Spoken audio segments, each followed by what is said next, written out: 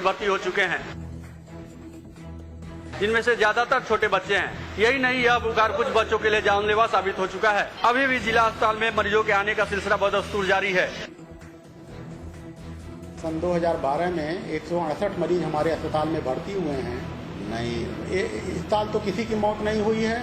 जो जेई के केसेज हैं उसमें 5 पॉजिटिव्स मिले हुए हैं और सस्पेक्टेड केसेज जो हैं एईएस के जो सस्पेक्टेड केसेज हैं वो 8 हैं जो है। बीमार बच्चों की बढ़ती संख्या के चलते जिला अस्पताल में संसाधनों की कमी हो गई, जिससे लोगों को बेहतर इलाज नहीं मिल पा रहा है।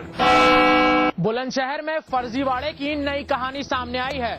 यहाँ सरकारी कागजों में मां की उम्र 37 साल और बेटी की उम्र 21 साल दिखाई गई है। जब 6 साल की उम्र के अंतर वाली मां बेटी की इस जोड़ी को सरकारी विभाग में नौकरी दी गई, तो ये मां बेटी बाल विकास विभाग परियोजना के तहत बुलंदशहर के आंगनबाड़ी में काम करने लगी। नौकरी देने वाले अफसर ने अनदेखा कर दिया कि कागज में मां और बेटी की उम्र का अंतर सिर्फ 6 साल है। एक परिवार की मां और बेटी के अभिलेखों में 6 साल का फर्क है, जो कि नियम तो हो ही नहीं सकता। तो इसके लिए वहाँ जो पोस्टिंग है बाल विकास पदाधिकारी की, उसको मेरे द्वारा निर्देश दे दिए गए हैं कि इसकी पत्रावली पर अपनी जांच आंख्या लगाकर प्रस्तुत करें। यदि ये शिकायत सही है तो आंगनबाड़ी वर्कर के खिलाफ कार्रवाई की जाएगी। हैरान कर देने वाली बात तो यह है कि इस मामले की जांच उसी अधिकारी को सौंपी गई है जिसने 12 साल पहले मां और बेटी को नौकरी दी थी। मिर्जापुर में शौचालय बनाने के नाम पर घोटाले का मामला सामने आया है। जिले के पटहेरा और जमालपुर विकास खंड में शौचालय बनाने के लिए 2 करोड़ रुपए आए थे। जमालपुर में पिछले 10 सालों में 22,500 शौचालय बनने थे, जिनमें से 8,000 शौचालय ही बनाए गए हैं। जबकि पटहेरा के गोपालपुर गांव में कागज पर ही 110 शौचालयों का निर्माण करवा दिया गया है। जिला पंचायत राज विभाग की ओर से एक शौचालय के लिए 2200 रुपए का खर्च किया गया। जांच में पता चला है कि ग्राम प्रधान और सेक्रेटरी ने 2,40,000 का घोटाला कर दिया। वैसे जिला पंचायत राज विभाग बड़े बड़े स्वच्छता के दावे भी करता है और बाकायदा इसके प्रचार प्रसार के लिए लाखों रुपए खर्च भी होते हैं, लेकिन तस्वीरें आपके सामने है। फैजाबाद में बिजली का भारी संकट है, जिसके कारण लोगों को भारी दिक्कत का सामना करना पड़ रहा है। लोगों को 24 घंटे में महज चंद घंटे ही बिजली रानी के दर्शन होते हैं। ऐसे में बिजली के न होने से लोगों को हाथ के पंखे के सहारे जागते हुए रात को काटने को मजबूर है। आए दिन बिजली कटौती से छात्र को भी भारी दिक्कत का सामना करना पड़ रहा है। करना मुश्किल है कि बिजली की किल्लत कब खत्म होगी, लेकिन इलाके के लोगों को सरकार से उम्मीद लगाए बैठे हैं कि उनकी अपनी समाजवादी सरकार बिजली की समस्या जल्द हल कर देगी। आजमगढ़ के जिला जज आवास में आज सुबह उस वक्त अफरा तफरी मच गई जब कंपाउंड में रखा 250 केवीए का ट्रांसफार्मर धू धू कर जलने लगा। स्थानीय लोगों की सूचना पर फायर ब्रिगेड की टीम मौके पर पहुंची और करीब 1 घंटे के बाद जब बिजली विभाग ने मेन लाइन से बिजली को बंद किया, तब जाकर आग पर काबू पाया गया। बताया जा रहा है कि ट्रांसफार्मर पर एक बंदर कूदा, जिसके बाद ट्रांसफार्मर में आग लगी। ट्रांसफार्मर में आग लगने की वजह से इलाके में करीब 1 घंटे तक बिजली गुल रही। मिर्जापुर के एक टीचर पे छात्र ने आरोप लगाया है कि टीचर की पिटाई से उसकी आंख फूट गई है। पीड़ित छात्र की गलती बस इतनी थी कि वो मिड डे मील के लिए दौड़ के सबसे पहले रसोई तक पहुंच गया। छात्र और उसके परिजन की ओर से लगाए जा रहे आरोप को शिक्षिका और विभाग झूठा बता रहा है। दरअसल हरुआ ग्राम में अर्जुन नाम का छात्र प्राथमिक विद्यालय में कक्षा 3 का छात्र है। पिछले कई दिनों से वो विद्यालय नहीं जा रहा है। बीती जुलाई माह में उसकी आंख में चोट लग गई और उसको अपनी आंख गंवानी पड़ी। उसका कहना है कि खाने की छुट्टी में पहले दौड़कर पहुंचने पर डंडे से आंख में मारा गया। लग गया मेरे लड़का के आँखी में, आँख पूरा खराब हुई गया। और हमारा लड़का आई घरे, एक दिन नहीं बेटा, दूसरे दिन डांट दिए रही इनकी बतौबत मारा। और दूसरे दिन फिर पूछे लगा डर मामा लड़किया बताओ नहीं रहा, तो हम पूछे जबरी तो बताओ बेटा कुछ ना हो, तो बतावे लगा हमके बहन जी मारे है न डांटी भी से डर मां नहीं बताए। आरोप गलत है क्योंकि विद्यालय स्कूल आया है। जब से खुला है स्कूल में मतलब स्कूल पढ़ने नहीं आया? कब से नहीं आया? नहीं समझे, पूरा जुलाई हो गया। उसके पहले मई में जो है स्कूल खुला था, तो मई में भी इम्तिहान ही नहीं दिया। परीक्षा 8 तारीख को होता है। मतलब आपने उसको डंडा उंडा नहीं मारा? इस घटना के बाद अध्यापिका का कहना है कि उस पर झूठा आरोप लगाया जा रहा है, जबकि छात्र अपनी आंख गंवाने के बाद जुलाई से स्कूल नहीं आ रहा है। कानपुर के पौष इलाके में कुछ बदमाशों ने एक महिला के घर में घुसकर जमकर लूटपाट की। कानपुर के पौष इलाके में बीती शाम एक बुजुर्ग महिला की उसके घर में ही हत्या कर दी गई और फिर हत्यारों ने लाखों के जेवर नकदी लूट लिए। हत्या के समय महिला घर में अकेली थी और घर में निर्माण कार्य चल रहा था। इस घटना में घर में निर्माण का काम कर रहे लोगों को पुलिस संदिग्ध मानकर मामले की जांच कर रही है। नजीराबाद क्षेत्र में श्री जगदीश नारायण अवस्थी का मकान है, इसमें इनकी पत्नी शशि प्रभा शाम को चाय बना रही थी और इनके घर में कुछ लेबरर्स काम कर रहे थे। उसमें से एक लेबरर जिसका नाम मुकेश पाल बताया गया है, उसने श्रीमती शशि प्रभा को घर में एक मोटे रॉड से, लकड़ी के रॉड से अटैक किया। इस मामले में फिलहाल पुलिस ने कुछ लोगों को गिरफ्तार किया है। पुलिस का दावा है कि जल्द ही इस मामले को सुलझा लिया जाएगा। पहले तो नाबालिग लड़की को प्यार में फंसाया गया, फिर फरेबी आशिक ने लड़की से शादी करने का वादा भी किया, लेकिन शादी नहीं की बल्कि लड़की का सौदा करना चाहता था। मामला मेरठ का है।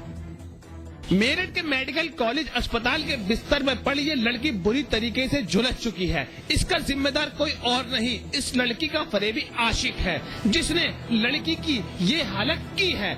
लड़की की माने तो वो अपने कथित प्रेमी आशिक के साथ शादी करने गई थी, लेकिन लड़के ने अपने माँ के कहने पर लड़की की हत्या करने का मन बना लिया। लड़के ने जंगल में लड़की को लाकर उसका गला घोटा और बाद में उस पर तेजाब उड़ेल दिया। संबंध में पता किया है कि थाना हाथरस जंक्शन में इस संबंध में एक मुकदमा कायम है। वहाँ से पुलिस आ रही है और अग्रिम कार्रवाई वहाँ से की जाएगी। लड़की से बात हुई तो लड़की ने अपने बयान में कहा? लड़की से बयान हो रहे हैं और मजिस्ट्रेट को बुला के उससे भी बयान चल रहे हैं। कुछ बातचीत हुई उससे? हाँ, वही इसी संबंध में अभी बातचीत चल रही है उस संबंध में और उसकी जानकारी पूर्ण बात करने के बाद की। पुलिस ने इस मामले में लड़की की तहरीर पर मुकदमा दर्ज कर लिया है और आरोपी की तलाश कर रही है, लेकिन इस वारदात ने एक बार फिर इंसानियत को शर्मसार कर दिया है। गाजियाबाद में आरटीओ ने ड्राइविंग लाइसेंस को लेकर कड़ा रुख अपना लिया है। पूरे राज्य में डीएल की डिलीवरी के लिए नया नियम लागू कर दिया गया है। सऊदी अरब की जेल में बंद आतंकी फहीम मोहम्मद के नाम से ड्राइविंग लाइसेंस जारी होने के बाद शासन ने कड़ा रुख अपनाया है। इस मामले में 3 अफसरों और कर्मचारियों को निलंबित किया जा चुका है। फिलहाल शासन ने पूरे राज्य में डीएल की डिलीवरी के लिए नया नियम बनाया है। आतंकी के नाम से डीएल बनाए जाने के मामले का खुलासा होने पर उत्तर प्रदेश के परिवहन आयुक्त ने ड्राइविंग लाइसेंस आवेदकों को दफ्तर में न देकर बल्कि घर पर ही रिसीव करने की व्यवस्था लागू कराई है। जो हम अभी तक एप्लीकेशन लेते थे, चाहे लर्निंग की हो, चाहे परमानेंट की हो, चाहे रिन्यूअल की हो, चाहे डुप्लीकेट लाइसेंस बनाने की हो, उसके एप्लीकेशन के साथ साथ में रेजिडेंशियल और एज प्रूफ हम लेते थे। उसके प्रूफ के साथ साथ में ओरिजिनल डॉक्यूमेंट से मिलान तो हम करते ही हैं, तो उस मिलान में भी करते वक्त भी किसने मिलान किया है चेक किया गया है, किस अधिकारी ने दिया है, किस कर्मचारी, उसका नाम पता सब होगा। इस बारे में प्रदेश भर के सभी आरटीओ दफ्तरों को शासन आदेश जारी कर दिया गया है। आरटीओ बीके सिंह के मुताबिक ये शासन आदेश तत्काल प्रभाव से लागू हो गया है। सीतापुर पुलिस ने एक अनोखी पहल शुरू की है, जिसके तहत अब अपनी समस्याओं को लेकर फरियादियों को बार बार थाने के चक्कर नहीं लगाने पड़ेंगे। पीड़ितों की सुविधा के लिए पुलिस अधीक्षक ने नगर कोतवाली में फरियादियों के लिए एक योजना का शुभारंभ किया है, जिसके तहत थाने में आने वाले हर पीड़ित की शिकायत दर्ज कर उसे एक कंप्यूटरीकृत रसीद दी जाएगी। ये सीतापुर जनपद में हमारा उद्देश्य ये है कि थाने पर से कोई भी फरियादी बिना रिसीट लिए हुए वहां से वापस नहीं जाए।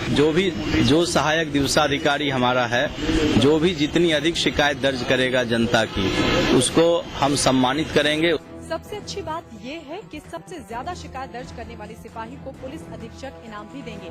लोगों ने भी पुलिस की इस पहल का स्वागत किया है। देवरिया में न्यायालय के आदेश के बाद एक महिला और उसके परिवार को आखिरकार न्याय मिल ही गया। मामला 12 साल पुराना है। 12 साल पहले एक पैथोलॉजी की लापरवाही के चलते एक महिला का गर्भपात हो गया। दरअसल पीड़ित गीता ने गर्भ धारण के समय ही इसका टेस्ट करवाया था, लेकिन पैथोलॉजी ने इसे गलत बताया और इसके बाद गीता ने जो दवा खाई उससे उसकी हालत बिगड़ती चली गई। फिर डॉक्टरों के पास जब पहुंची तो डॉक्टरों ने फिर से महिला की जांच कराई तो पता चला कि गीता गर्भवती थी, लेकिन दवा की ओवरडोज खाने के कारण गर्भ में बच्चे की मौत हो चुकी थी। किसी तरह महिला की जान बचाई गई। वो अरोड़ा पैथोलॉजी का प्रेगनेंसी टेस्ट हमारे श्रीमती जी का, तो उसने गलत रिपोर्ट दे दिया, पेट में बच्चा था उसने निगेटिव दे दिया, और फिर डॉक्टरों की राय पे हमने उसको आश्वासन भी करा दिया। उससे मेरी बीवी मरते मरते बची। उसके बाद से मैं देखा कि मेरे साथ तो अन्याय हो रहा है, तो मैं उपभोक्ता न्यायालय में आया। इसका फैसला लगभग 12 साल बाद आया है। और गलत दे दिया, तो गलत दे दिया तो फिर आए डॉक्टर के यहाँ, तो वो बोला कि अल्ट्रासाउंड कराएंगे। अल्ट्रासाउंड में गलत ये रिपोर्ट दिए तो हमारा हालत इतना बिगड़ गया कि मैं जीने लायक नहीं थी। इसका टेस्ट कराने के लिए पेशाब जो है अरोड़ा पैथोलॉजी सेंटर पर 22/5/2000 को दी गई, और टेस्ट का रिपोर्ट जो है निगेटिव पॉजिटिव ना आकर निगेटिव उन्होंने दिया, और उन्होंने सही ढंग से उसका टेस्ट नहीं किया। अरोड़ा पैथोलॉजी के खिलाफ जो है 1 लाख रुपया प्लस परिवार दाखिल फीस से 10% ब्याज। मामला जब कोर्ट में पहुंचा तो कोर्ट ने आदेश दिया कि गीता देवी को 1 लाख रुपए के साथ 12% की ब्याज के दर से उसे मुआवजा दिया जाए। दूसरों की रक्षा करने वाले पुलिस वालों पर ही उनकी जान पे खतरा मंडरा रहा है। वो कभी भी किसी भी अनहोनी का शिकार हो सकते हैं। वाराणसी की पुलिस को आज अपनी ही जान का खतरा मंडराता नजर आ रहा है। जिले की 9 थानों की पुलिस को उनको इस बात का डर सताता है कि जिस छत के नीचे वो बैठकर कानून व्यवस्था की कमान देख रहे हैं और लोगों की फरियाद सुनते हैं, वह कभी भी गिर सकती है। चौक थाना, जहां की कोतवाली का इंचार्ज होता है, इसका निर्माण ब्रिटिश हुकूमत काल में कराया गया था, लेकिन लोक निर्माण विभाग की लापरवाही और सरकारी दफ्तरों में एक टेबल से दूसरे टेबल तक फाइलों को पहुंचने में लगने वाला महीनों का समय, जिसके चलते 9 थानों में तैनात इंस्पेक्टर, एसआई, मुंशी, दीवान, सिपाही सहित सैकड़ों होमगार्डों की जान पे खतरा साये की तरह मंडरा रहा है। ये जो जर्जर भवनें हैं बहुत पुरानी हैं, उसको कंडम का एक प्रक्रिया होती है। सेशन को हम लोगों ने अपने पत्रावली भेजा है, इसको देखेंगे कि बहुत जल्दी इसको परसू करेंगे। अभी तक थानों की जर्जर इमारतों की मरम्मत के लिए कोई भी पहल नहीं की गई है। यहीं पर पुलिस अधिकारी इस बात में टाल मटोल कर रहे हैं और पुलिस वालों की जान पर खतरा बना हुआ है। उत्तराखंड की सियासी हलचलों के बीच चीनी मिल के निजीकरण का फैसला इन दिनों गरमाया हुआ है। अब इस पर सियासत तेज हो गई है।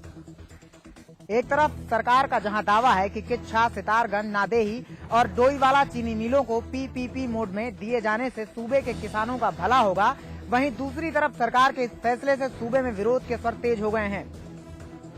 इस फैसले पर जहां पहले से ही विपक्ष सरकार की आलोचना कर रहा है, वहीं इस विरोध में कांग्रेस के सांसद और विधायक भी विपक्ष के साथ आ गए हैं। शैलेंद्र मोहन के सुर में सुर कांग्रेसी सांसद केसी सिंह बाबा ने भी मिलाया है। बाबा ने इस मामले में मुख्यमंत्री को खत लिखकर इस फैसले पर दोबारा विचार करने की बात कही है। सरकार ने पीपीपी मोड का निर्णय लिया है और मैं समझता हूं कि ये निर्णय लिया गया है। अभी इसमें और ज़्यादा व्यापक विचार विमर्श की आवश्यकता है। इसका जो क्या प्रारूप होगा, किस तरह से इसकी शर्तें होंगी, जो हमारा प्राइवेट पार्टनर आएगा, उसको पहले विस्तारित करें सरकार और लोगों से सलाह मशवरा करें, विचार विमर्श करें और फिर इसमें लागू किया जाएगा, तो इसके सार्थक परिणाम होंगे। चीनी मिल के निजीकरण के फैसले पर सूबे की सियासत दिन ब दिन गर्माती जा रही है। खुद कांग्रेस के अंदर ही विरोध के स्वर उठ रहे हैं। ऐसे में आने वाले दिनों में सूबे की कांग्रेस सरकार के लिए मुश्किलें बढ़ा सकती है। उत्तराखंड के पूर्व मुख्यमंत्री भुवन चंद खंडूरी हरिद्वार के जगत गुरु आश्रम में पहुंचे और उन्होंने केंद्र सरकार और राज्य सरकार पर जमकर प्रहार किया।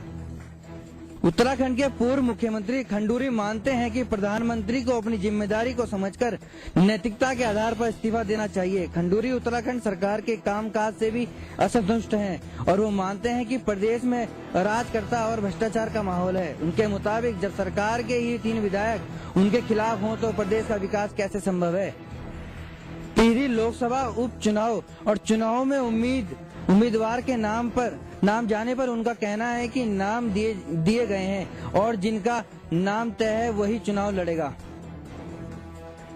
हमारे देश का दुर्भाग्य है कि प्रधानमंत्री उस विभाग के मंत्री रहे, लंबे समय तक रहे, 4-5 साल तक रहे हैं, और उसके बाद भी वो जवाब देने के लिए तैयार नहीं है और जिम्मेवारी लेना है, लेकिन जिम्मेवारी के ऊपर जो काम करना वो नहीं लेते हैं। कहते मैं उसके लिए जिम्मेवार हूँ, जो काम हुआ जिम्मेवारी है, जो गलत काम हुआ तो उसके लिए भी जिम्मेवारी लीजिए।